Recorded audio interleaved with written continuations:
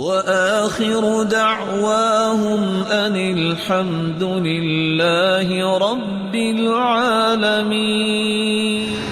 حدیث کے الفاظ ہیں، جو شخص گھر سے وضو کر کے نکلتا ہے مسجد کی طرف، ہر اٹھنے والا قدم 3 نویدیں سناتا ہے۔ کون سی 3 نویدیں؟ ایک نوید، ایک قدم اٹھتا ہے تو نیکی لکھی جاتی ہے، رکھتے ہیں گناہ معاف ہوتا ہے، اٹھتا ہے تو درجے بلند ہوتے ہیں۔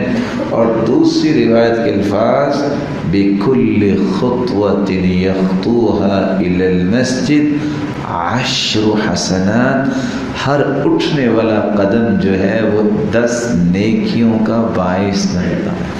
10 نیکیاں بھی ہوئی، گناہ بھی معاف ہوئے، درجے بھی بلند ہوئے۔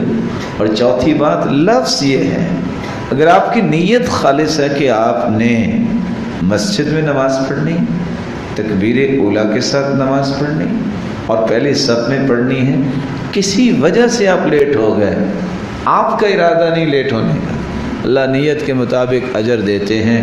وہاں حدیث کے لفظ کیا ہے؟ کتب اللہ لہ اجرا من حضرها، جتنے نمازی اس مسجد میں یا کسی مسجد میں موجود ہوں، اللہ ان سب کے برابر اس کو اجر عطا کر دے۔